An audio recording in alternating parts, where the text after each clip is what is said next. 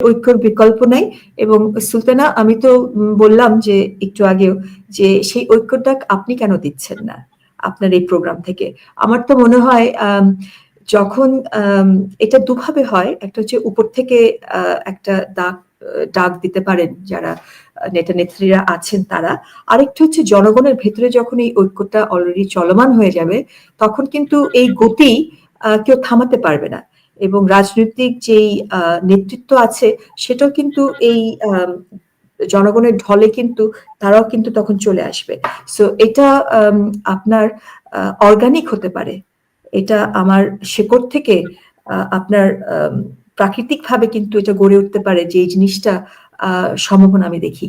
So আমি জিনিসটাকে এইভাবে বলবো যে এই সম্ভাবনা যেটা আমরা দেখছি, কারণ এই ভিনদেশী বিদেশি যেই রাজনৈতিক দল যাদের কোনো এখনো নিবন্ধন নেই এবং যারা আপনার ব্যান্ড অর্গানাইজেশন, তাদেরকে মিডল ইস্ট থেকে তাদেরকে তাড়িয়ে দেওয়া হচ্ছে, বিতাড়িত করা হচ্ছে, এবং আশেপাশে যে সমস্ত মুসলিম রাষ্ট্র তাদেরকে কিন্তু জায়গা দিচ্ছে না।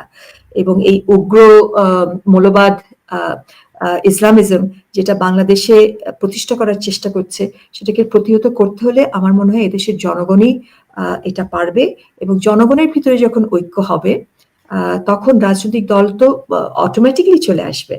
আর রাজনৈতিক দল যদি নেতৃত্ব নিতে চায়, সেটাও আমার মনে হয় জনগণ আলিঙ্গন করবে।